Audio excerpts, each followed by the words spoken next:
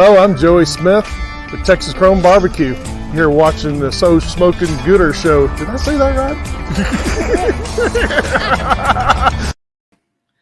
All right. What is up, everybody? Thank you, Joey Smith from Texas Chrome BBQ, for that little intro. We appreciate it. Good evening, Gooder gang. Case, did you see that video I posted today? Probably not. That's okay. It was an hour long. It was an hour long. That was some good content. I thought was there footage of Kevin running? Because I couldn't find it. There may have been footage of Kevin running. At what point? Because I literally, sorry, I'm getting off topic. I'm not going to tell you. I did watch your video. I'm not going to tell you the minutes, so you can just scroll through the rest and then find that. But anyway, let me start the show here. What's up, people? Good evening and welcome to another edition of the So Smoking Gooder Show. My name is Robert Roach, and I'm coming to you from the Bullhorn headquarters in Cypress, Texas. We're going to have a great show. This is going to be part 2 of our 5-part series. Look at us, Case. Who are we doing like series and stuff like that? Man, we're like almost a real show now. It's literally the second of 5. We're 40% through it. We're getting there. But when we got a great one, we've got Sterling Smith from Lootin' Booty Barbecue. You guys know this guy. He's a professional cooker. He's been doing it for quite a bit. Has some big wins that we'll talk about as well. He'll start the show off, and in the bottom of the show, we're going to have Stacy Breneman from Bighorn Cookers. This guy's tearing it up right now. He's having a great season for 2021. But before we get to any and all of that, let me introduce you to my show partner, Mr. Case Hahn. What is up, Case? How are you? Man, it was a rainy day in Dickinson, I can tell you that much. But yeah, I am good, brother. I am almost in 100% tailgate mode. Texan season is coming in a hurry, and so looking forward to it. Family just had a fantastic trip in Colorado, and so just got back, and then I think we have a water park trip for this week. So I'll sleep one day when I'm dead, but having a blast, man. How are you? I'm great, man. Coming off a cook-off this past weekend out in Garrison, the CBA. It was a well-run cook-offs, good time. I did film quite a bit of content. If you guys have not checked that out, go to our YouTube channel. Yes, we have one. Yes, and it's not just an hour. It's an hour. It's 52 minutes long, but it is it's some good content. There's a lot of good stuff in there. I think so. I don't know. Maybe y'all tell me. Who knows? I scrolled through 45 minutes of pork looking for the damn Kevin Caldwell missing rib turn in. Well, and so can you at least tell me where that footage is? Well, if you know it was rib turn in, it's after the rib boxing.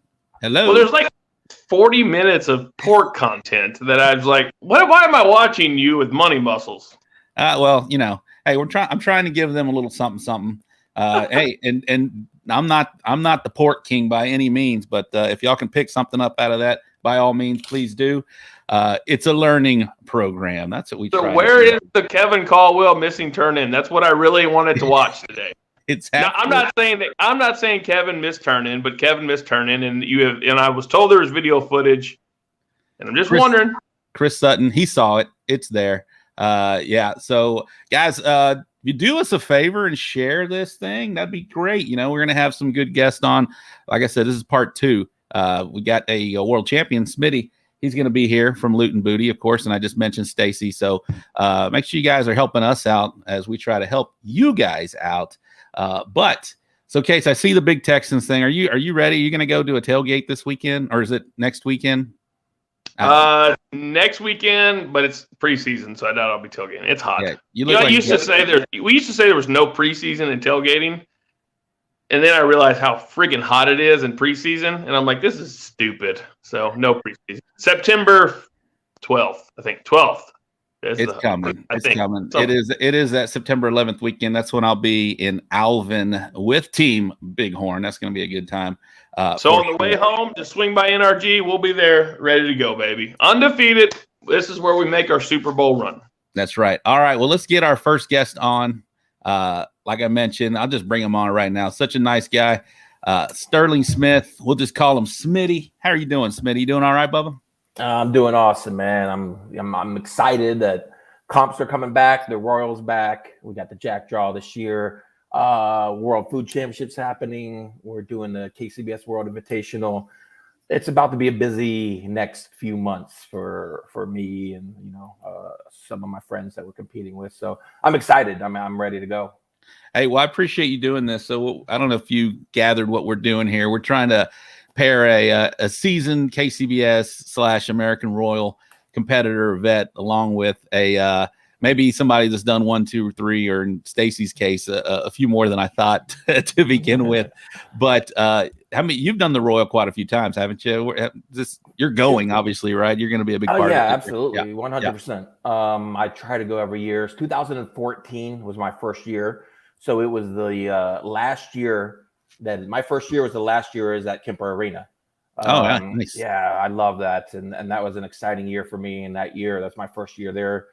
In the Open, I ended up taking first place in chicken with perfect 180 and 7th in ribs, and then the next day in the Open, I took second in pork, 19th in brisket, reserve grand champion. So Yeah, I to definitely want to touch on that. Yeah. to go my first year and to walk in all 4 meets, and overall the last year it was held at Kemper Arena. It was pretty special. It's pretty, to me that was an amazing day, an amazing weekend in barbecue. Well, let's back up. Well, this is kind of a Texas-based barbecue show. A lot of our viewers are here from Texas. Actually, Lee's all over the place. He just said hello, Smitty. Lee Hickle, buddy. I love Lee. He's a great dude. But introduce yourself. Let us know how you are, and maybe how you got your start. And I'm also interested in that name there, Luton Booty. So go ahead, Bubba. So I'm Sterling Smith. Everybody calls me Smitty from Luton Booty Barbecue. I live in Scottsdale, Arizona, and I really got into barbecue. It was around 2007 when after high school I was in the Navy, so that goes back to my barbecue name. We'll talk about that in a minute. So I was in the Navy, and then when I got out, I went to college. I went to Arizona State University, got a degree in finance, and was working in banking, commercial real estate financing, all kind of stuff for several years. And eventually I worked for a bank that came here in Scottsdale to open up commercial real estate and a brokerage portion of their banking unit. And that bank is based out of Kansas City, and they're the number one, sponsor of the American Royal. So every year they what's up, Kevin? Every year they had an employee barbecue competition, and it was on the grounds of the American Royal, and they like to get all the regions of different their banks to come and compete. It's an employee event. They get bands to play. It's beer. It's a great time. And I always liked to cook barbecue. I was born in Memphis. I was raised in the South mostly. So I know barbecue, but competition barbecue is a whole nother thing. It's a whole nother beast. So when I got there, I saw dudes with smokers and RVs and the brisket, and I was like, whoa, what's going on here? To me, barbecue is flipping a steak in your backyard, some wings on the gasser, So when I saw that, I just became infatuated with it. I'm like, whoa, people like spend all weekend smoking meat and tailgating and partying with their friends. Like, this is a thing. People do this. Like, that's pretty cool, man. How do I do that? So I got back to Arizona and just started researching everything barbecue. I mean, I went to Home Depot. I got a El Cheapo Brinkman, some mesquite wood, and a pork butt, and made the worst piece of meat I ever made in my life.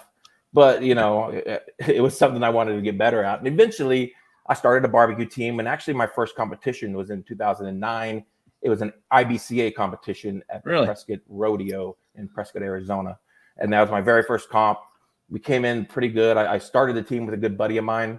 And, going back to the team name, being a Navy veteran, I had to have something like that came back to my Navy roots. And at the end of the day, everybody in the Navy is a pirate.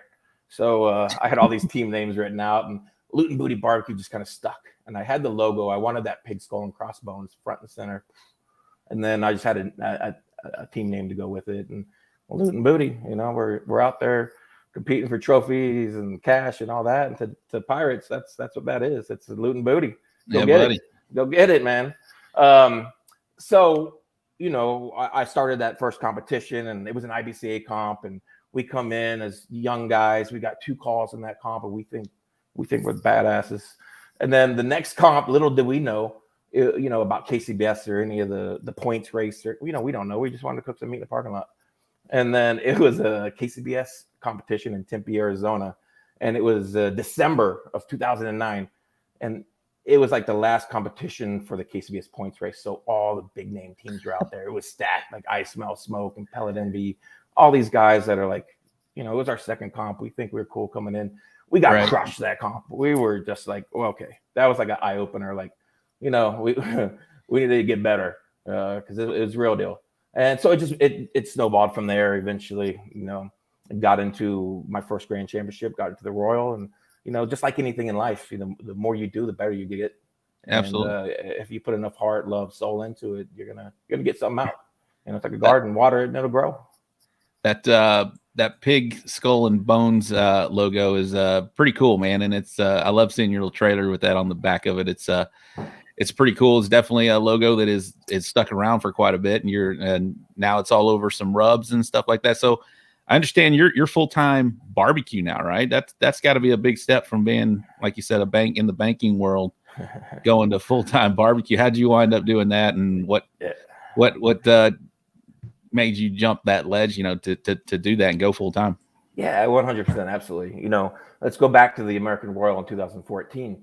That was the year that Old World Spices was having a promotion that if you signed a waiver and you wanted to be involved in a American Royal Championship rub program, if you placed in certain categories, they would consider you. I'm like, yeah, I like to play with rubs and sauces. So sign that thing up. And I happened to do well that year. They reached out to me and said, hey, Sterling, will you work with us on this American Royal Championship rub line through our program? And we want you to develop a pork rub for us. And I said, that's phenomenal. Yes, I would love to work with you. So I worked with them to develop an American Royal Championship pork rub. And that was going, it's selling, it's doing amazing. I kind of got lucky in that too, because Old World Spices' goal eventually was to have that rotating line. So in 2015, they would, move our products and then add new teams in. But at that time, the number one seller or the number one buyer of that line was Walmart. And so Walmart did not like that idea. They are. And Walmart said, you know what? We already build brand loyalty with these 4 rubs. People are buying on the shelf. We don't want to reinvent the wheel. So boom, we stuck. And then they added a couple more through that line. Eventually, they added a roasted garlic line. Smoking Hogs has a rub in that line, like an applewood rub. So they added to it, but that line's still out there going strong and still. Is it really? Yeah. I actually remembered it had its own American Royal packaging. Yeah, it was a little bag and stuff like that. Yeah, I do remember that. It's still sold throughout the Midwest at thousands of Kroger locations. Still going, man. So I had that rub line. I had that out there, and then I knew, I'm a business-minded person. My degree's in finance. I've looked at financials and tax returns for the last 15 years of everybody who owned a business. So to me, a project's a widget. You take that widget and you sell it, and you know how to make money off of it. So I eventually started my own Loot and Booty barbecue line. So I took that pork rub and put that into a bottle with my brand on it. That bag did say Loot and Booty barbecue, but it said American Royal Championship rub. Yeah, I actually remember. I wanted Loot and Booty front and center. So that was my very first rub, was my everything rub, which is an adaptation of that pork rub that's still sold in the bag these days. It's pretty much the same thing. I got that everything rub going, chicken rub after that, What's Your Beef, Jolly Roger just put out.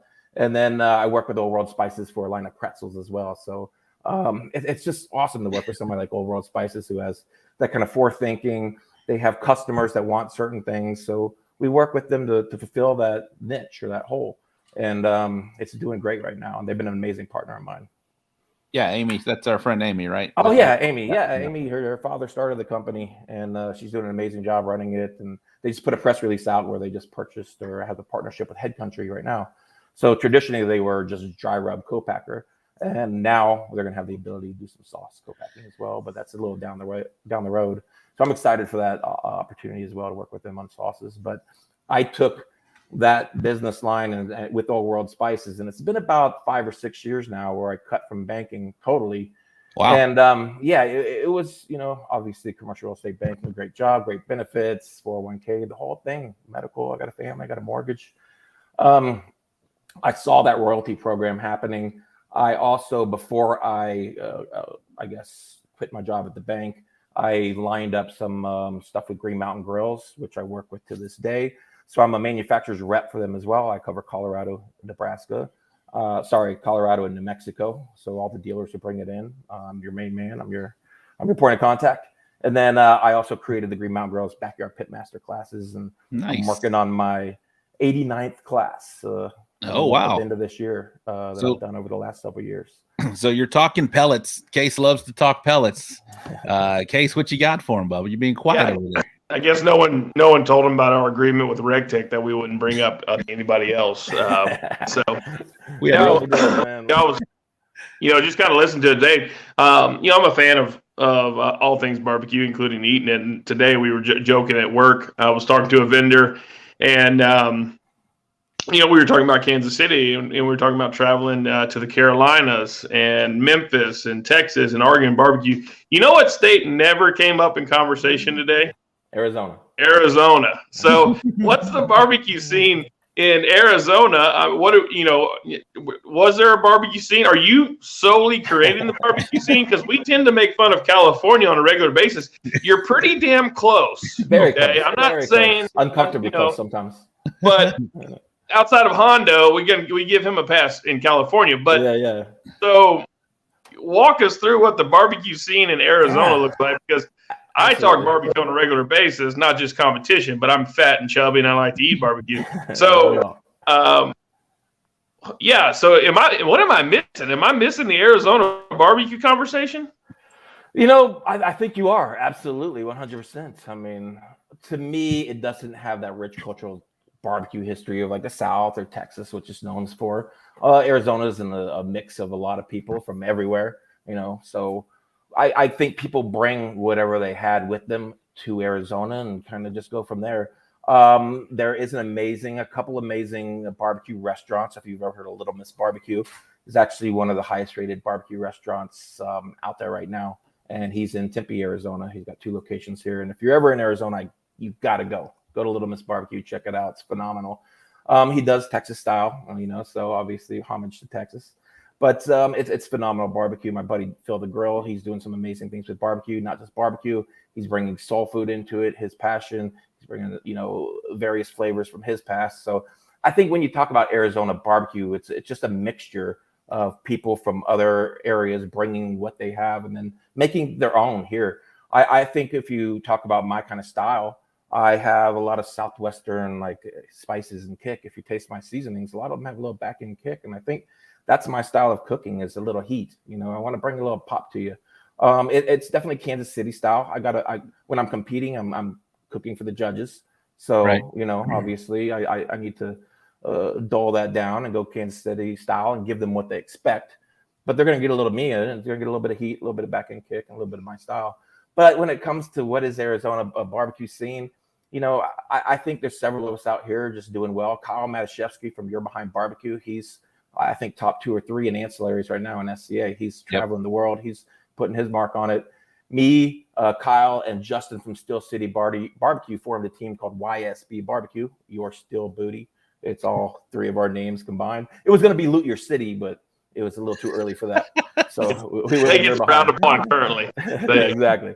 So we went out, actually competed in Humble, Texas. That was our first event. We took 3rd overall there. Was it really the first one? Our first one is YSB together. So nice. There was nothing going on in the Southwest. Everything shut down. California shut down. AZ canceled several events. Nevada canceled. The Mexico, I'm not sure what they're doing. Right. So we saw Humble and we're like, hey, we all 3 want to go compete, but it's a lot for all 3 teams to go out there. Why don't we just go together, have a great time, see what happens? We found out that we love cooking with each other. I love cooking with those guys. It's just fun. I do it by myself a lot, but when I have 2 other guys who are passionate about it as I am, it just works well, and we work as well as together as a team. So we took 3rd overall out there. We went to Shawnee and did a double. We took 1st place in ribs and 3rd overall next day there. And then we said, you know what, let's go do it again. We went to Boulder City, Nevada over Memorial Day weekend, and we took GC there. And so we actually got the Jack draw from that GC. And so we're actually competing at the Jack together, the Invitational at the Royal and World Food Champ. The KCBS World Invitationals. So, Case, I think you're a trendsetter here with YSB Barbecue, because after their big wins, they like to take their shirts off, a la Case Hahn. Hey, what is up with that? When did that start, and who started? Was that you? Why is there? What's up with that? I think that's fantastic. Why not, man? If you're proud, just let it fly. Let it go, man. So we looks like he works out. We started it out here in SCA. So we do a lot of SCA events. When KCBS shut down, we said, you know what, let's do some SCA. So we had a bet amongst the Arizona guys that it started at whoever gets the lowest has to take a shirt off, and they're like, no, that's kicking the nuts twice. So, so I whoever don't gets want the to talk highest. about that. Yeah, exactly. Whoever's the highest has to take a shirt off. So you're actually proud. You want to take your shirt off when you're in the group because that means you've kicked everybody's ass. So it's pride, man. So when we compete as YSB, we do a thing where whoever places highest, because we all cook different meats, and whoever places the highest of those meats has to take Shirts their shirt off. off. Nice. When we GC, everybody's shirts coming off, man. It's a great time for everybody. Take them off. Hell yeah. Before So we get, go ahead, Case. Go I ahead. had to Google it real quick because I kind of you're talking about man going back to the Royal again. Been going back since 2014. Okay, I don't know if I need to be the one to tell you, but Scottsdale to Kansas City is a long ass way. I know, man. 18 hours. I'm not saying I looked it up, but I've driven every year but one of those. One year I did fly in, but every single one of those years I drove myself back and forth. Absolutely. when I fly in, Rob bitches about it. I just want you to know. That's only because he yells "talent flies." That's why I get I don't like it. Yeah. So on our team we have Justin Cofini from Steel City. He's our diva. He flies in all the time. He gets an Uber driver. Diva. His stuff's already done for him. We chose me. In Case's mind, he's the talent. Yeah. So talent flies. Justin's our fly-in. So what's your travel look like though? I'm generally surprised that I understand the reach of KCBS and how big it is and talking about doing it. But even when you mentioned coming to Humble, Scottsdale to Humble is a haul. And so what does a travel schedule kind of look like for you on a yearly basis?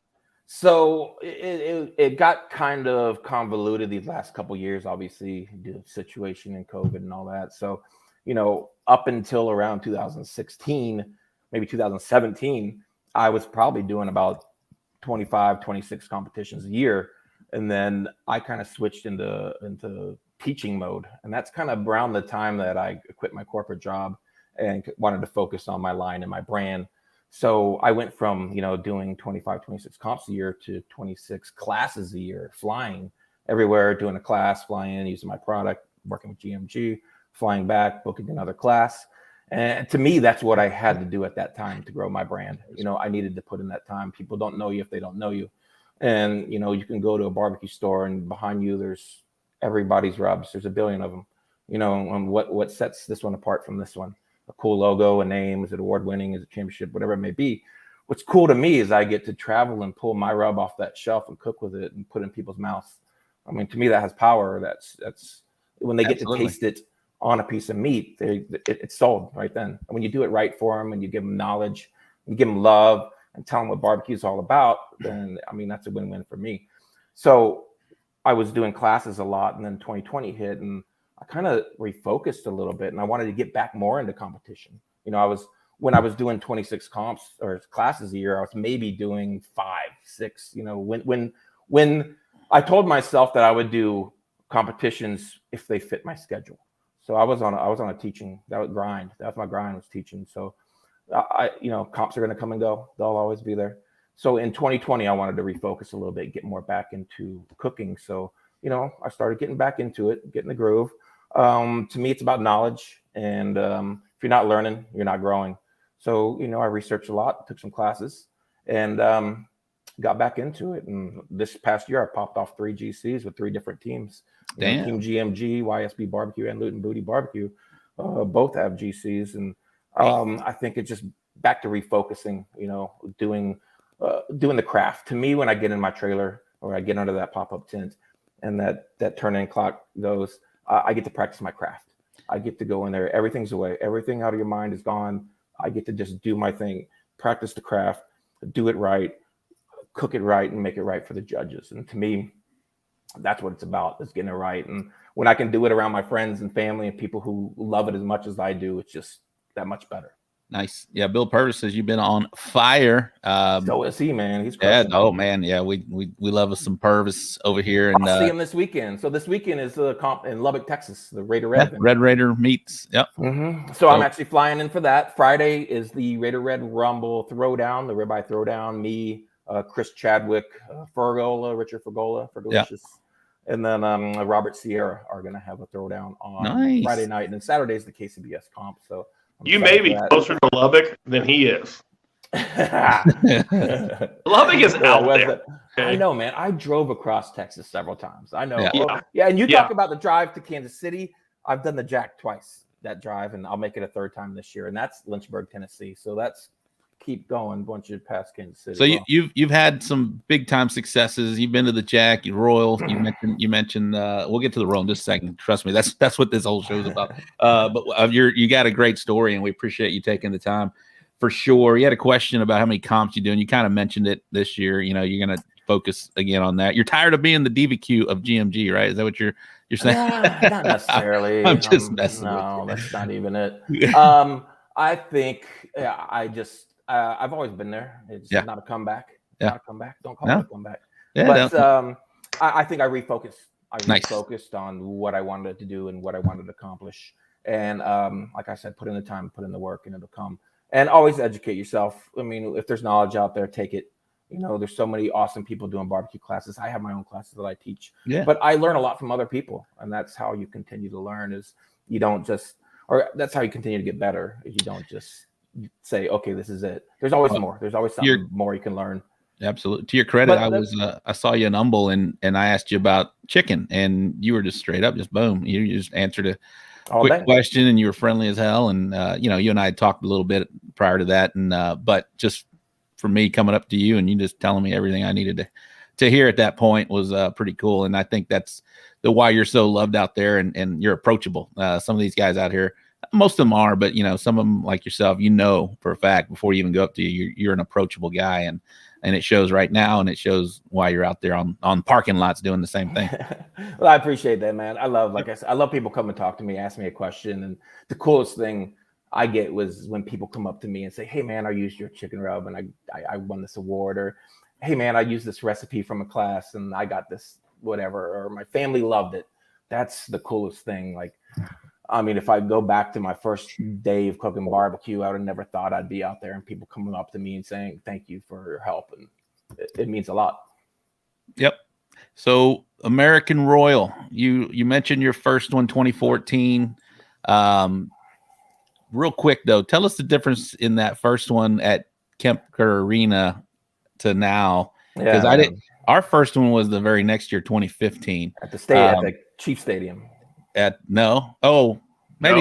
right. 16 was our first year. 16 was the first year at the track. Yeah. So it went that one year to Chief Stadium and then started at the track. Tell me the difference in that arena or that venue versus where we're at now for the Royal. Yeah. I hear that we missed out not being. I'm glad I got to experience that one year in 2014. I wish I would have went several more times before, but to me, that experience is, they call it getting your feet dirty. Being able to walk down on that dirt track and getting the trophy. I get chills thinking about it this day. And then and the prestige of it with the American Royal, you got everybody there. I think now it's spread out to so much. You have so many people, and it's great that so many people are excited and they want to go and compete, and they need this space for everything. It just seems like it's so spread out that you don't get to see a lot of people. You kind of are isolated somewhat in your kind of like groups or areas. And I wish they would allow like bikes or something so we can cruise around and see your friends more. Something, man, something cool. But I understand it. You know, we all got to be safe and all that. I think what's really cool about our areas now is, you know, if you've been going for a certain time, you got your certain priority in your space. Yep. So, you know, a lot of people have those circles around them that, hey, this guy's been going here for the last 7, 8, 6, 5, whatever, many years, you know. It's exciting to meet back up with those guys and have your circle and have your little party area. And just the excitement of the Royal. I don't care if it's at Kemper Arena, if it's at Chief Stadium, Speedway, in my backyard. I'm going to go. I'm going to have a good time. And that's what it's about. But it is a little bit different feeling. But I think, to me, it's what you make it. Everything is what you make it. If it's going to be weird, then it's going to be weird because you made it weird. If it's going to be awesome time, go out and make it an awesome time and do that. Make it happen. And going back to, you know, quitting my business to run barbecue, I told myself, I said, you got to make it happen. I don't want to sit here 10 years later and say, hey, what if I would have ran that barbecue line? What if what if? I don't want to be a what if. So I made it happen. And to me, it was do or die. Make it happen, you know, or don't. That's the military mentality is almost you got to. There's no other option. There's no option. Right. Yeah. Case, you got anything? Kind of like barbecue. Yeah, and I think we hit on it earlier, but as you travel to, do you make adjustments to a flavor profile in Kansas City? I mean, the Arizona, we talked about it, and I think one of the first times we were there, man, we had a rough day at the Invitational, and then rebounded, had a respectable day the next day, but we really backed out a lot of the heat.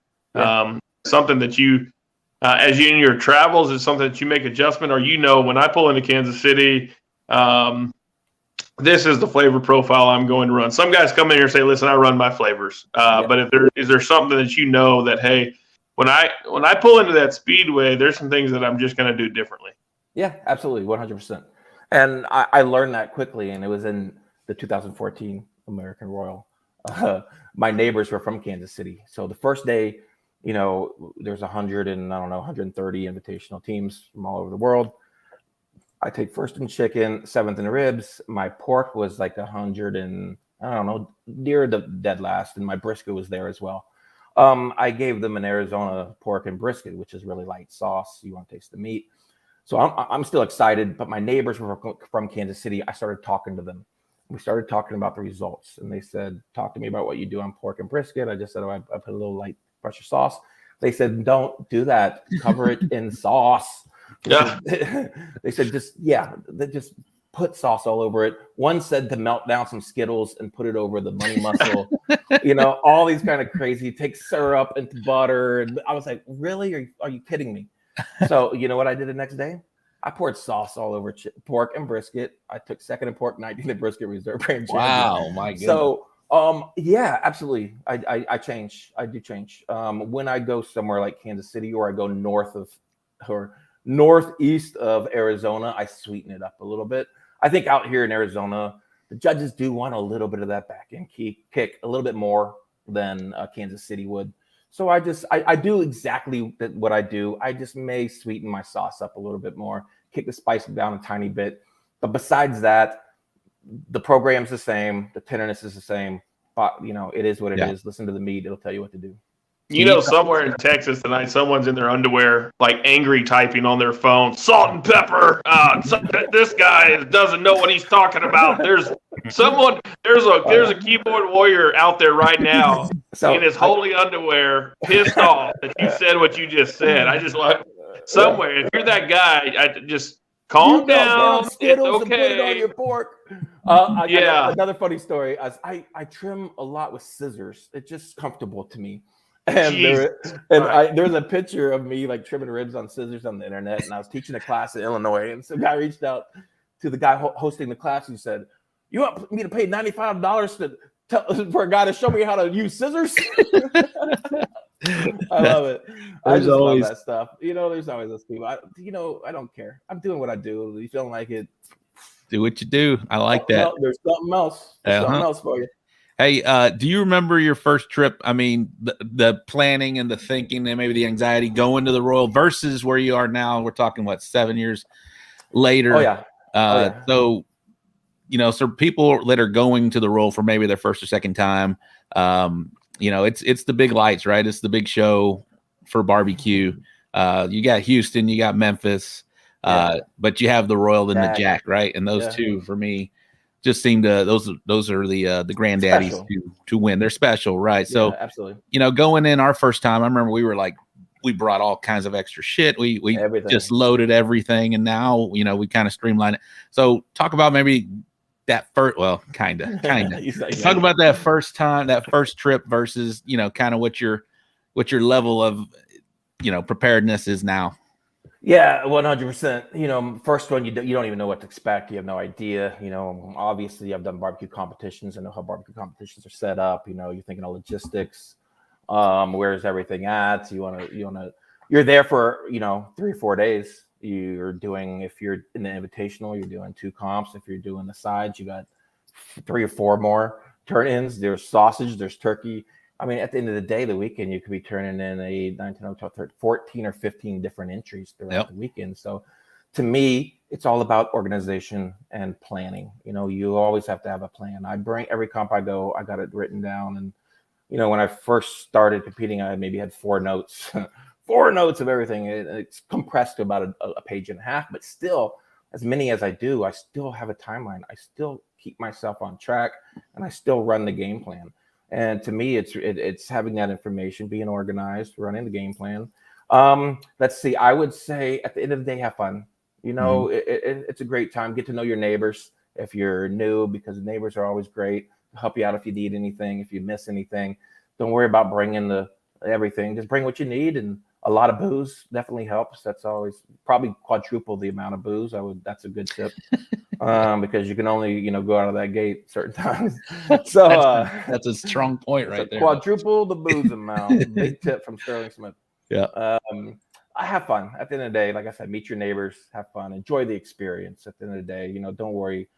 Cook good barbecue. The judging will sort it out, and just have fun and relax. Barton Barbecue's got a question for you. What are you cooking on right now for a competition? I compete on a Green Mountain Grill, Daniel Boone, or the New Ledge, and then Gateway Drum Smokers. So my setup right now is 2 Gateway Drum Smokers, and I have a GMG with 2 racks. And to me, I run an efficient system. I run brisket, 3 to 4 butts, 3 racks of ribs, and about 10 to 12 legs. So when I'm running a one-man system, I want to have less grills going and less meat to play with, just so I can, make sure I'm getting those right. I don't have to cook 7 racks of ribs for 6 judges. Yep. Phil Breeden says hello. If I can't get 3 right, then how am I gonna get 4 right? I'm with you on that. And I like to eat ribs, so that we cook extra just so I have something. I'm kind of running the same thing. Yeah. I eat about 4 bites of ribs, 1 out of each rack, and that'll tell me which ones to turn in. And other than that, it's a tough thing, like being involved in barbecue, because I used to love eating it so much. I just loved it, and it's difficult at times now. I do love a good smoked turkey. I will try brisket from a barbecue restaurant, but and when I'm doing my competition cooking, I'm not cooking what I like. I'm cooking what those 6 people expect. So I'm kind of a 1 bite, see how it tastes. All right, let it go. This guy heard that YSB don't even drink. Is that true? Oh man, not water. Not water. Lee Hickle wants to know what your go-to beverage at the Royal. You know what? I think I'm going. I was a vodka guy for a while, but I'm getting older.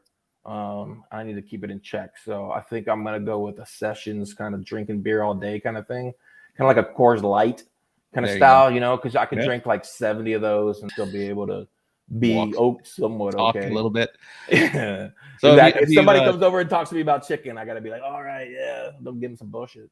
So Bill wants to know, so you're going to go to the World Foods. That's a CBA contest. In the CBA, there are walk-up songs. He asked, what's your walk-up song? So I'm actually not doing the CBA portion. I'm doing the eat portion at World Foods. So I'm doing eat barbecue, but I'm doing the bourbon and Q rib throwdown, and there is walkout songs to that. So nice. My walkout song is LL Cool J. Mama said knock you out. Don't call it a comeback. Been here for years. Leslie Oden is on here from the Turkey Federation. Oh yeah. She loves Leslie. She's awesome. She is awesome. Thanks for being on, Leslie. Appreciate actually, that. One of the years, I think it was 2000 and correct me if I'm wrong, 17 or 18, I actually had a turkey call at the American Royal. It was I got a turkey ribbon from there. So I think I've walked maybe 3 or 4 times at the Royal in the last or 3 or 4 years out of the last 7 years. Was that? But have you ever won Party of the Year? I have never won Party of the Year, and I'm sure if I have, I wouldn't have done as well as I have been. So I kind of go for cooking as opposed to Party of the Year. Excuses. Exactly right. I've attended several Party of the Years. So. You need to come to our party this year. You guys are in like. We're in the turn 4. We're in the $6 Uber ride. So upper right. So they changed turn-ins this year, Did they? Yeah, they changed turn-ins. It used to be not too far from where I am. I was just south of the turn-ins. Now they changed it to the other side. So you're going to be a lot closer to turn-ins this year. Sweet. Oh, mate, yeah, you're going to be a lot closer. So I'm sure a bunch of those teams on that invitational side are. That is awesome. Well, I could talk to you for a while, but I got somebody down there. Hey, man, thanks. Let's not make this the last time you come on the show. We definitely appreciate it. I love talking barbecue, and thank you for having me on. I appreciate it. Absolutely. I'm looking forward to the Royal. I'm looking forward to this weekend in Lubbock. Yeah, we will. Good luck this weekend in Lubbock, and we will see you at the Royal. I'll come find you and definitely hang out, man. And Coors Light. Have a Coors Light. We'll have a Coors Light together. Thanks, All right, buddy. Bubba. Appreciate it. Hey, thank you, man. Appreciate it, Sterling. All right, there he was, Smitty from Loot in Booty Barbecue. I could talk to that guy all night long, but we have another guest lined up. But before we get to him, I got to talk about our sponsors. Case, you got to talk about Texas pepper jelly. What do you want to say there? Do you have that? You not have a new video ready to go yet? It's coming. It's close. It's close. I had to do the other video. Yeah, but hey, you had to edit your other let's give a shout out to Rec video. Tech, Cosmos Q. Thank you very much. Texas pepper jelly, Eureka Heights Brew Company, Briscoe Ranch Cook-Off at the Crossroads. That's coming up in December. Very excited about that one in Uvalde, Texas. Rick's RV Rental and Repair. If you watched my video, I did give a shout out to them. I do have AC now in Bullhorn 1, as I call it now. Case LC Barbecue Chicken Fried Rubs. Bill Purvis is in the comments. I see Phil Breeden is in the comments. Appreciate that. Bull Printing Wraps and Graphics, Texas Old Dust, and of course the barbecue store out in Hempstead. Thank you very much for supporting us so that we can do this show and maybe even go to the Royal and do stuff like that. We definitely appreciate that. All right. Case, what'd you think of Sterling? Man, he was awesome. I'm not sure about all that Green Mountain talk, but no, it's cool. It's as everyone knows, I do no show prep, so I have no idea. I know where Stacy comes from, but I and so it was that the Arizona thing kind of threw me for a loop, and then hearing about cooking that many events, just the travel, man, it just kind of. I guess I'll stop complaining about the 12 hours or whatever it takes to get to Kansas City, but for him to make the drive not only to the Royal but to the Jack from Arizona. Man, it's awesome, and it's good. We've had a lot of people on the show that have made a career in barbecue, and a lot of it they go in it from a cooking standpoint. But it's fun to see somebody who walked away from this guy went to college for his career and had a job and good benefits and all that kind of stuff, and he was able to walk away and have success with rubs and Green Mountain Grills, and man, it's. Seems like a hell of a way to wake up every day and make a living. Yeah, and I do want to get him back on because I had some other things to talk. He's been to Australia and meat stock. I think he almost got stuck there when COVID broke out. So that would be a great story to hear him talk about. But anyway, I appreciate that. So we'll see Sterling Smitty here in just a few weeks. The Royals only 4 weeks away, brother. So we'll see him real shortly. All right. Well, let's get our next guest on. You guys here in Texas probably know who this guy is. He's killing it right now in the Texas barbecue scene, specifically in the CBA circuit. Let's bring him on. Stacy Breneman from Bighorn Cookers. What is up, Stacy? Not Bullhorn. It's Bighorn, right? It's not Bullhorn. There you are. I was all excited to do this show, and Sterling just made me cry a little bit. Did he? What did he make you cry about? I've been out in the OBR section with the 7-minute walk at the Royal for the last 5 years. Thought I moved real close, and then just found out that the turn-ins are on the other side now. Yeah, that's going to be a walk for some. It's always a walk. Case had a 7-minute walk. I remember he would be gone. I'd give him a box, 7 minutes there, 7 minutes back, and then it was exhausting. Basically, hand him another box, and he's gone for 2 hours. This poor guy was just walking his little butt off. So, I'm glad to hear that it's a little closer to me. But how you been, man? What's going on? Tell everybody that don't know maybe who you are. Introduce yourself, and let's do a quick rundown of Bighorn Cookers, man. Well, I'm Stacy with Bighorn. Basically, that's about it. Just have a. That's more than that. Come on, look, you dressed up nice for the show. Dude, look how professional. He got his awards. I mean, I hung a banner in my garage. This guy went out of his way, and he goes, "Yeah, you know what? I'm Stacy." Put all those up there today. Did you? It's So come on, give us more than just. Well, I'm Stacy. That's all I got. You put a lot of effort in this. Come on, man. This is your debut. Kind of an accidental barbecue. I had a couple buddies that barbecued, and like this Alvin Music Fest that's coming up. My dad was approached by some people back in 2014 to do a little sponsoring for it through our company, and he asked me, he was like, "Hey, do you know how to cook barbecue?" And I was like, "Well, no, but I have Google. We'll figure it out." And my buddy Greg cooked with his brother Brian, and they knew a little bit about it. And I was like, well, Greg, let's go cook. And so we went to Academy and got a little smoker, and we're trying to cook briskets, and they were like a boot every time because we didn't know how to get it tender. And then I ended up stopping by Pits and Spits, and there was this guy by the name of Robert Smith. Y'all might know him. I know him as Malibu BBQ, but he was working there at the time. Wait, time out. What do we know him by? That's Malibu BBQ. Robert Smith from First Class Barbecue is Malibu BBQ. Yeah, that's Malibu. Oh. That's old Malibu. Yeah, I didn't know about the rodeo clown thing, but I surely didn't know about this one. Oh shit! Well, he honestly he was super nice, and he just said, well, instead of buying a pit, we'll just take my barbecue pit, take my trailer. So we thought we were the coolest kids on the block. We had an awesome Pits and Spits trailer. Didn't know how to cook barbecue, and we came back to this little Alvin Music Fest, and it was IBCA at the time, and there were 60-something teams. We didn't even know how to cook chicken, so we took some chicken and wrapped it up in tinfoil and threw it in the firebox, and that didn't work. But luckily, it didn't count against you.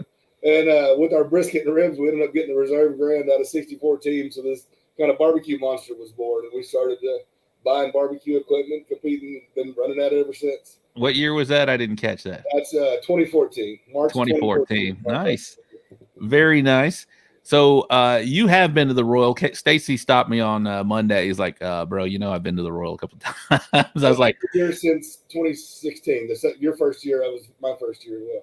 Really? You've been there consecutively that whole time? The only time that I didn't go, and I had Robert's kitchen trailer hooked up to go, was when Harvey came in. Harvey, yes. I stayed downtown with OBR cooking a little bit of barbecue down there. Yeah, I'm trying to think. You went to OBR, and my house was flooded. Rob, what did you do? I went to the Royal. I was I was good. I was good.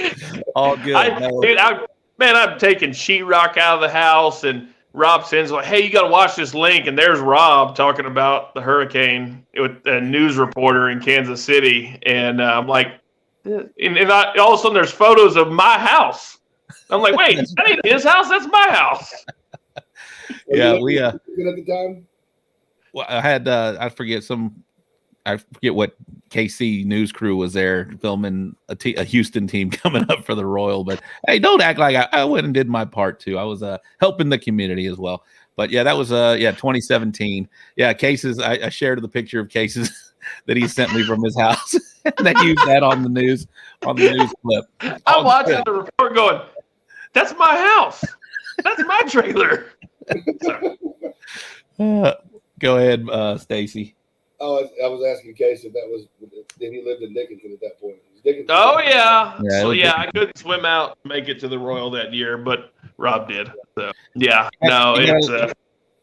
You got a lot of people saying hello to you. Kim, Simon Flores is in the comment over from Traeger. Yeah, we're talking all kinds of Traeger companies tonight. I mean, pellet companies tonight. So we had Kevin Caldwell. I guess you're his neighbor at the American Royal this year. Yeah. Make sure Kevin leaves on time to get the ribs turned in. Kevin's wife told me to be the guy. She told me to keep him out of trouble. You need to keep. You're asking the right guy. You need to keep the clock on. That's. I saw him comment that earlier. So Tony Tanache wants to know if you can back that trailer up. Back that trailer up yet? It was one time. It was one time. Phil Breeden says to tell it hello. All right, so you're going to the Royal. You're going to be by yourself. You bringing a team up there this year? What are you doing? I've got when I first signed up, it was just me, but now I've got my whole posse going. I've got myself a posse. I've got an entourage going. Are you doing most of the cooking, or you got some people helping? James Torres is going to help me, with the barbecue a little bit. We're gonna mix it up a little bit. We're gonna cook a little bit. We're gonna take his trailer also. We're gonna cook a little bit on the Jambo, a little bit on the drums. But he's my sous chef, my bodyguard, and my hype guy. That's James Torres. He's my guy. See, Rob hires somebody for all individual jobs, and so we have Wade for hype. I'm not really sure what I do. When I go to the Royal, I bought a basketball to play on the basketball court. I went to the Astros game, drove up to Nebraska one year to watch. I'm not sure what I really do for Rob when I am there. but he's not there this year, so it'll be just like normal. So there we go. James Torres, I guess y'all are changing your name. Team Big Latin Slice of Gringo Texas Horn. Yeah, Good Lord. my other buddy Robert Vasquez, he's my personal traveling chef, and we'll be bringing him with us. He's good for breakfast, lunch, and dinner. He's fantastic. All right, let's talk some KCBS. I know we don't do a whole bunch of KCBS, but Carmen wants to know what you expect your best meat turn in to be for this deal. Probably ribs. I mean, I've been pretty consistent with ribs, and they've been working out for me. The KCBS chicken, it's pretty elusive for us. You know, I mean, we might get lucky, you know, but the thighs and legs, every once in a while, I think we might get lucky. But I picked up a few pointers from a few folks to change what I do up a little bit. But I would say ribs is probably my best bet. But I'm sure there's quite a few good rib cookers out there also that think the same thing. So what are you doing in chicken? I don't know if Smitty mentioned it. I should have asked him if he was doing. Yeah, 10 legs. I was paying attention. Oh, he's doing legs. All right, he's doing legs. That's good. I've only cooked thighs in a KCBS contest, but I am doing legs. I am a member, guys. I had that coupon code for you guys to join the barbecue league a few months back, and I took advantage of that from the show when Brad came on, and that is a great tool for anybody that wants to check out some KCBS style cooking. But not only that, all over, they do all kinds of different cuts of meat on there. But Reagan from La Pasadita did a really good chicken class. Sterling's actually done some classes on the barbecue league. So if you guys want to do that, it's $100. It's probably one of the best $100 you can find. It's pretty cheap for all the information that you get back from that. But anyway, just what I'm going at with this is that Reagan did a really cool chicken leg class. And so my buddy Phil Breeden, I've seen him do some legs too. And so I am feeling pretty confident in legs this year. So I'm going to switch over from thighs to legs. How about you, Stacy? What are you running? I'm going thighs. I've done legs a couple times, and they've done. Whenever I cook them, I feel that I can get them okay. A couple times I've cooked thighs, and they were fantastic. And I figure if I'm going to have a chance, I'm going to have to go with what I might be able to do fantastic. There's a guy that's kind of cooking with us in the little Texas section. I set up some cameras in his trailer while it was at the shop. And so I've been watching him on his chicken prep, and I might be able to do pretty good. He's got pretty good little tips I picked up from him. Yeah, for me, it kind of takes away, with thighs, the school of thought was to take the skin off, scrape off the back, put them back on, and then pray that thing stays on whenever you turn that thing in. With legs, it feels like, and even after talking to Phil a little bit, that you kind of take away that factor of skin falling right off the bite. So I haven't had that issue with it yet, but it's always a fear whenever I turn in chicken thighs. So that's another reason I'm going the legs this year. The legs will blow out as well. If they overcook just a hair, they'll blow out down there by the bone. But I've heard if you leave a little bit of fat in certain parts, the thigh skin will stay on a little bit better, and you got a less chance for it to blow out.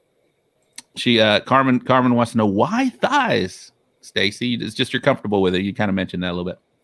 Yeah, just I'm comfortable with it, and I was joking about having cameras in somebody's trailer. He's actually just kind of sharing quite a bit of info with me. So the guy that's mentoring me in chicken right now is he's a thigh cooker himself. So I'm going to run the same thing.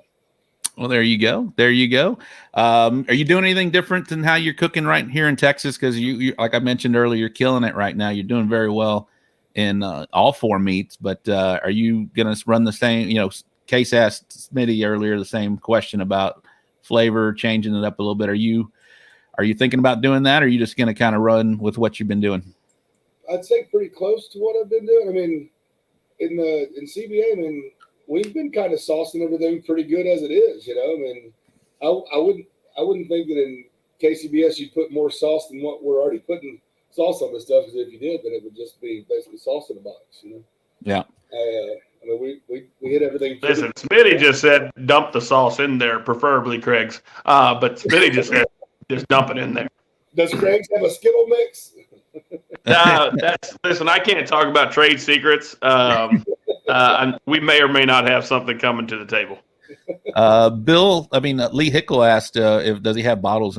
Is he having a problem getting bottles out right now, Case? On what? So Craig Red Sauce, Candy would be the only one. Yeah. So Craig Sauce is all out there. We were looking for it this weekend. Didn't see it. Call me. I got pallets of it in the garage. Orange or red? Well, I don't know what the question is. Maybe Stacy does. Got a fantastic story about Phil Breeden. Okay, there we go. What is it? I love Phil Breeden stories. I think it was about 2017.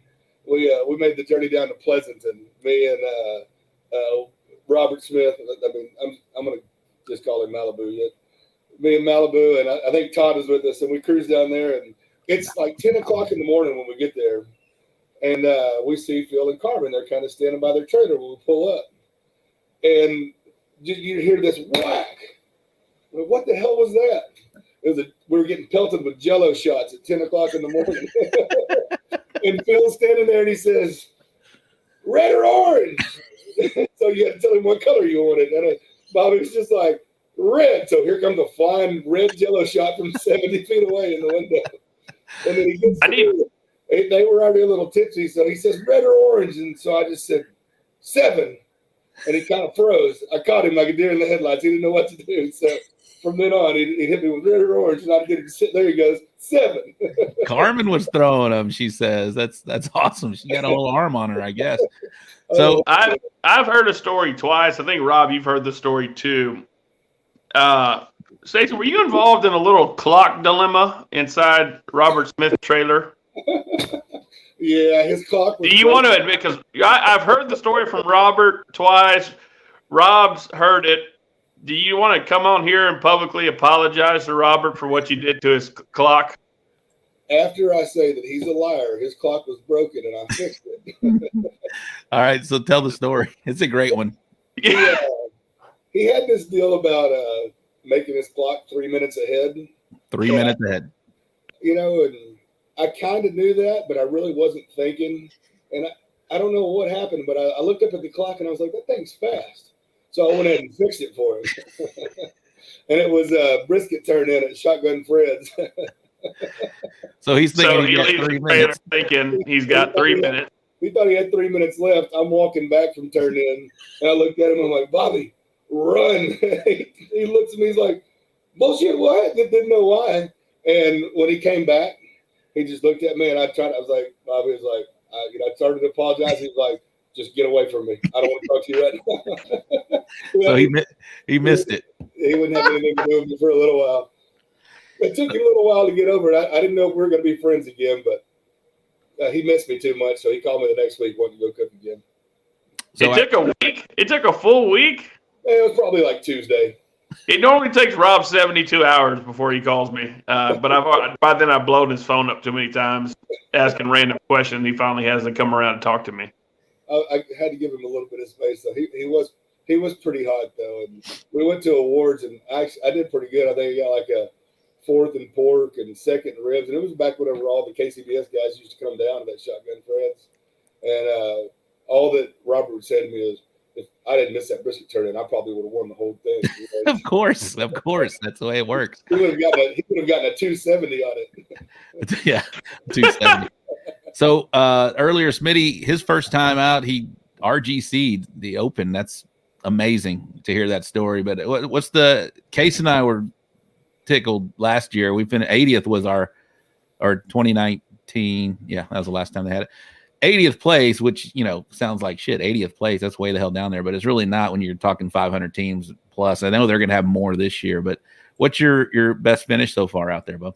I'll tell you, our first time, though, the first time we went kind of as a group, myself and some guys that I cooked with, and then Robert and his guys, and we got reserve also in the invitation. Nice. We got reserve dead last. We got next to dead last. Are you we know serious? That feeling. Close. Not that quiet. Robert wasn't feeling very well.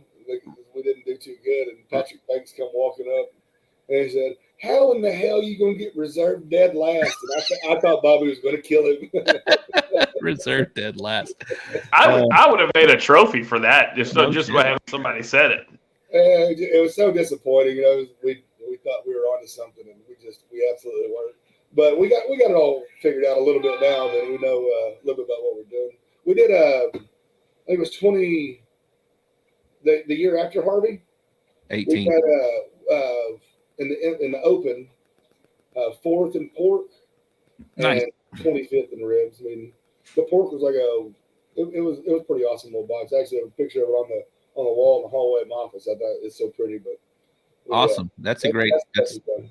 So Rob always wants a picture of our team on the stage, but I don't have my clothes on in any of them. he has to take his shirt off, just like YSB. If you win grand at the Royal, they'll let you take your shirt off. Oh, no, I can't do it. I was going to call it. Yes, you can. If for some reason I get extremely ass lucky, yes, I'll do it. I'll show some titty. How you say? What do you think about Well, Hey, so I should ask Smitty this as well, but I know we got some KCBS cooks in the comments. I'd like y'all's comments on this. I hear, and I haven't confirmed it. I think maybe Stacy, you can. Sunday, the times aren't going to be 30 minutes for the invitation or for the open. It's going to go to 45-minute turn-ins, and I think for us, we're used to cooking hour turn-ins.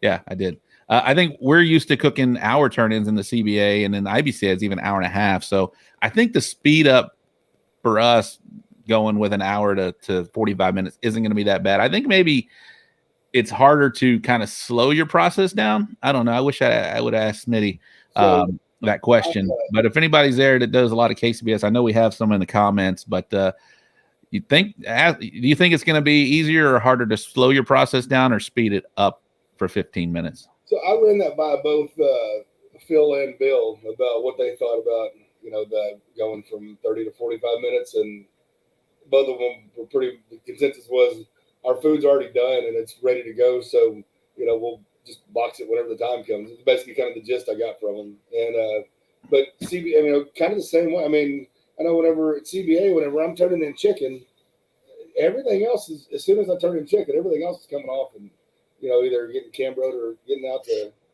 cool. But it's it should. I mean, I love KCBS. I mean, honestly, if the drives were so far, I would do a whole lot more. But I don't think that that slowing it down 15 minutes or speeding it up 15 minutes, either way is not a big deal to me. I don't believe so.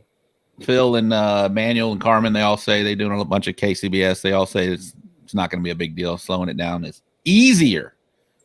Yeah, because I mean, if your food isn't done, KCBS, if your food's not done whenever your chicken's ready to be turned in, it's got to be ready. Yeah, you got to be ready to roll. Very cool. So we'll fast forward to this Alvin Music Festival contest. You're a big part of that. Your family's a big part of that.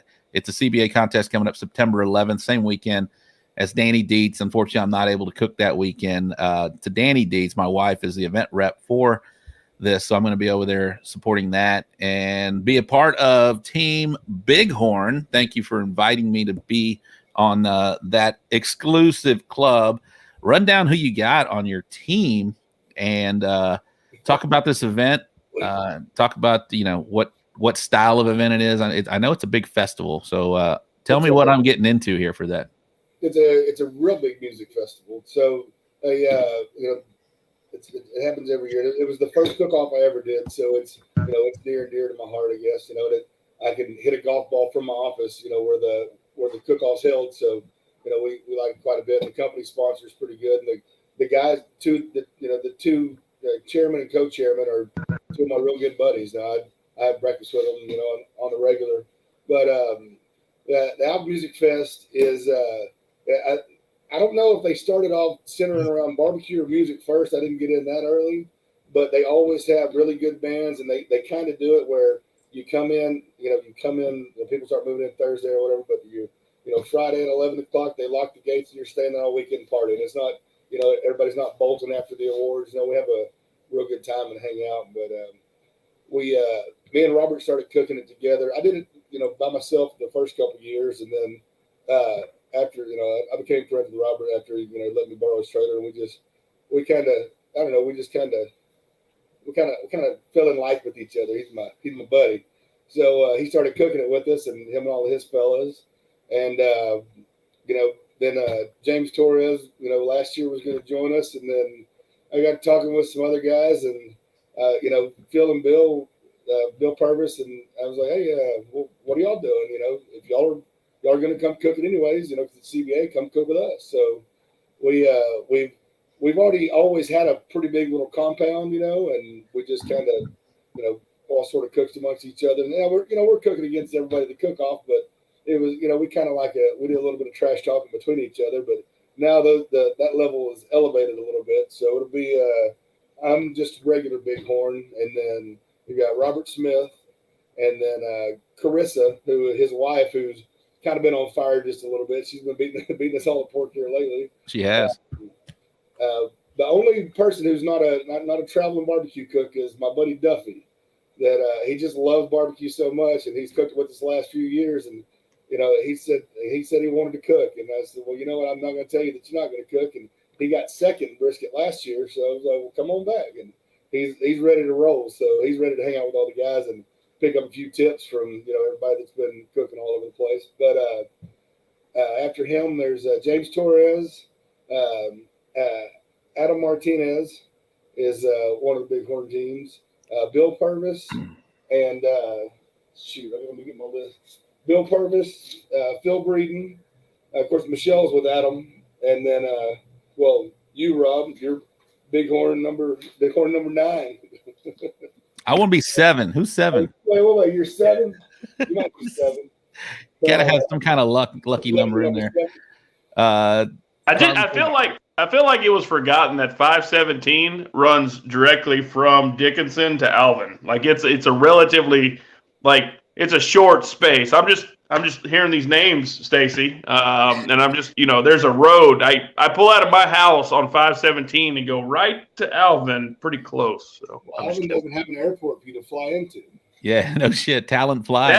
That could be okay. That makes sense. That's better than what I was expecting. Okay, I can roll with that. Lee Hickles asking, what pit do you cook with, and what type of wood are you using currently?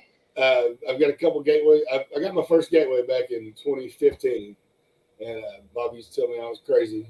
They don't work, and now he's Team Gateway and has 50 of them.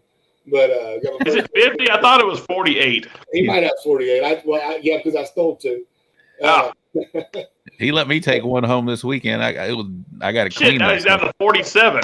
I got to clean that sucker, but yeah, it's a Gateway. I love it. Right, but I've got 2 Gateways and a Traeger, and every once in a while, like if I'm feeling bad about my chicken, I'll fire up my Weber also, so I can go over there and flip that chicken over on the grill grates and mess up the skin a little bit. Anna Brown Bryce says she might make it. She always has fun trash talking with you. Eric Murray saying to make sure you leave the back door open so we can grab a beer. I think that's talking to you. He's right down the road from us at the Alvin Music Fest. I always hang out with him. Kevin's talking smack to Case. Although Kevin, I didn't say I wanted to cook. I just said felt like I should have been invited. Just throwing it out there. You're definitely welcome to join us. We'll slap. No. I don't want any sympathy now. You can come with me, Case. You can come with me, Bubba. What you're smoking is coming for. Not unless he's 7. 9, I'm not cool with. 7, I can do. Who's 7? Can we move 7? Who's 7? I got you, Rob. We're gonna fix this. I'm 7. 7, and it's already in ink. Oh shit! All right. I changed his walk-up song for him because I didn't want to listen to that damn chicken fried song. I heard it enough in Tomball. There you go. So before we let you get, you're having an awesome season right now. Is there something that changed this year that you've always been a solid cook? Don't get me wrong, but you're hitting top 5s everywhere you go right now, and just seems like you turned a corner. Maybe, I don't know. You tell me what's going on. I really quit trying to do all kinds of silly stuff that I thought tasted good, because I heard a smart man say it doesn't make a shit what you like, it matters what they like.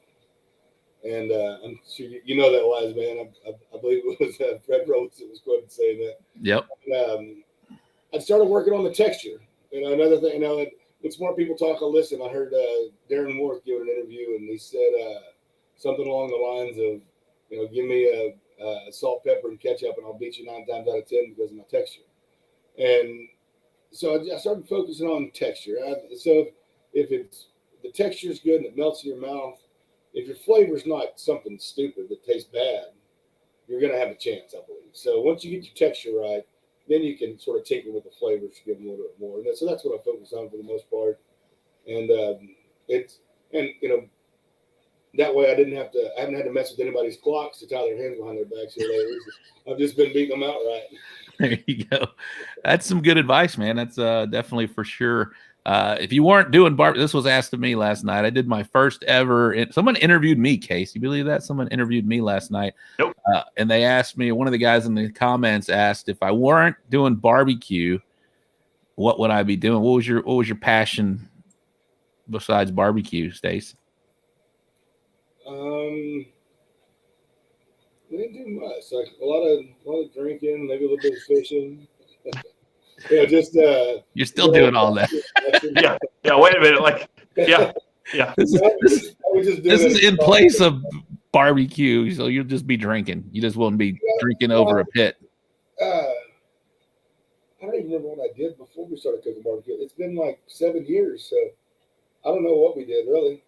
But whenever I take off now, honestly, like I kind of just sit at home and just stay in the pool and relax. That's about it. Yeah.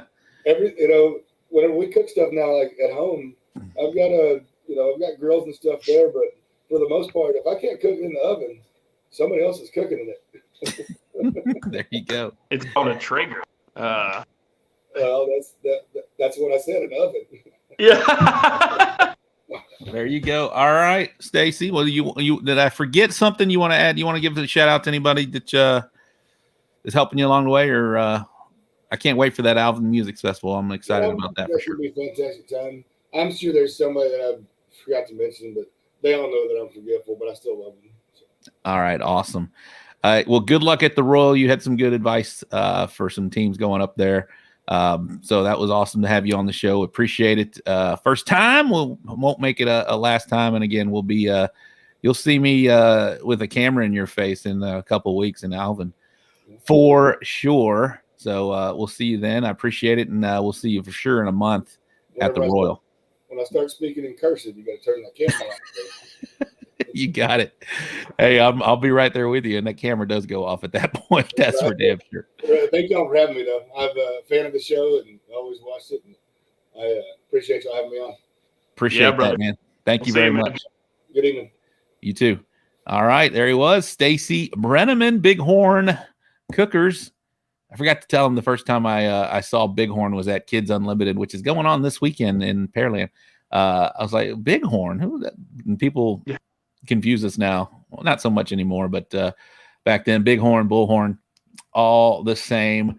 Tom and Beller in the comments. Great show. Thank you very much. We'll see you soon. Anna Brown, thank you guys. Thanks for everybody for tuning into the show tonight. Appreciate that. If you are checking us out, we had a lot more YouTube comments now. See Case?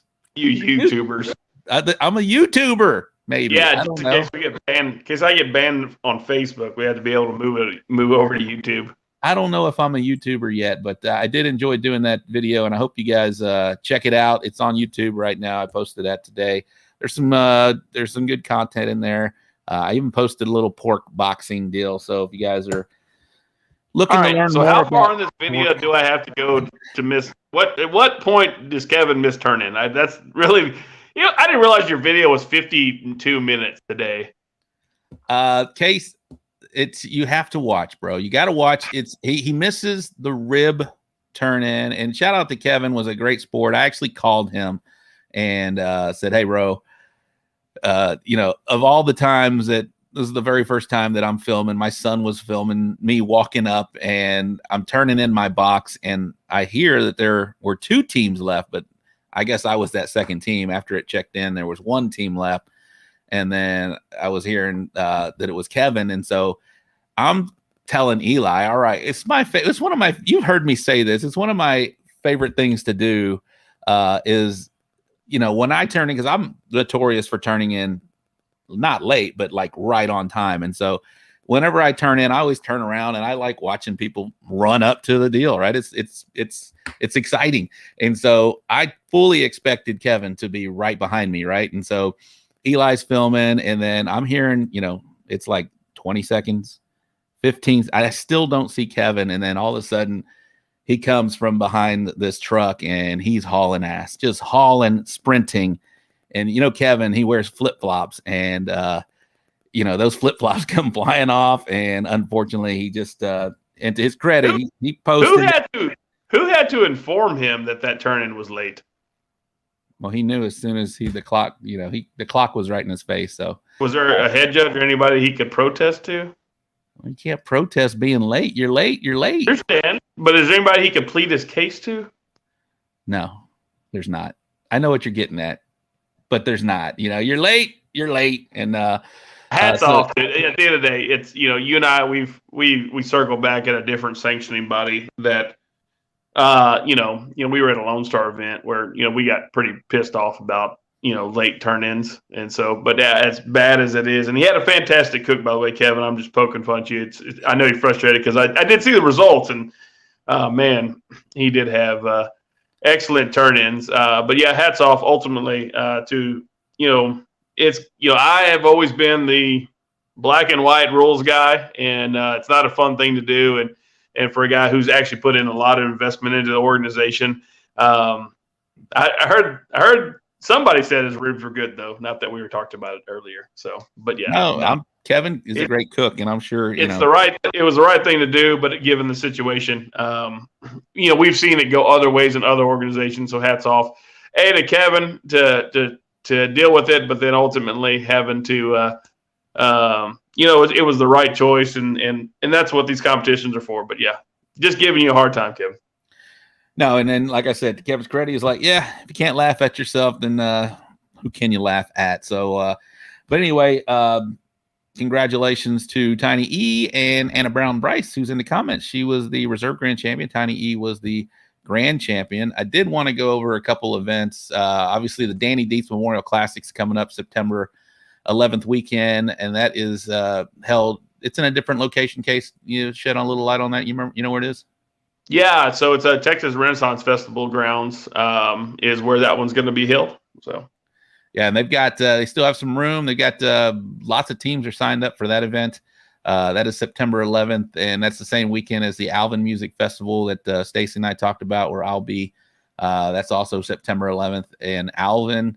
So 2 big contests. Prior to that, Jewett, Texas, 28th at the end of the month. There's one, and then Gabriel's Angels in Pasadena, Texas, is another CBA event. And I had the events for IBCA. If you give me just a second, I will see what's coming up. What date is it right now? So this weekend, September 4th was New Braunfels. I did see that because I called you today. We were talking about different events. I know September 4th there was an event in New Braunfels. Some other ones got postponed. A lot of them are postponed. But this weekend it's the Kids Unlimited in Pearland, big IBCA event in Pearland, Texas. Kids Unlimited, and in Channing, Texas, Hogs at the Point barbecue. So lots of cook-offs around the area here in Texas. If you guys are cooking KCBS, there's all over the place. Even in Arizona, maybe with Smitty out there, he could hook you up with a cook-off. But hey, guys, thank you for tuning into the show. We do really appreciate it. Again, you can find us on all social media, including TikTok. Case is on TikTok. He's a big TikTok. I'm not on TikTok. Well, you're not, but you are. So that's going to wrap up the show tonight. Case, thanks for tuning in again. Not tuning in, but thanks for being a part of this show as always. Let's wrap it up, Bubba. Yeah, man. Good luck to all the cooks out there as we keep getting 1 week closer to the big one, the American Royal, but lots of events coming up to celebrate barbecue. Man, take care of yourself. Stay safe, and absolutely keep doing your thing out there, Barbecue Nation. That's you too, California. You too, California. I got to mention this, Stacy. He said, I got caught up yapping. I knew I was forgetting something. I need to send out a super thanks to my dear old dad and stepmom for being badass sponsors of Bighorn Barbecue. And I want to give them a shout out. I don't know that I've had a full ride at a contest, and I'm excited about this Alvin music festival. So yeah, I paid for you. Chris. No, you have not. No, you have not. All right, guys. Thanks again. And that's going to wrap up the show. We'll see you next week as we continue this 5-part series. I'm reaching out to a big fish. Joey Machado's helping me out. So I'm not gonna jinx myself. So just tune in next week. And when I do get that on the hook, I will post that for sure. Thanks to Smitty with Luton Booty Barbecue and Stacy Breneman with Bighorn Cookers for being a part of the show tonight. And we will see you guys next week on the So Smoking Gooder Show. We're out. Late.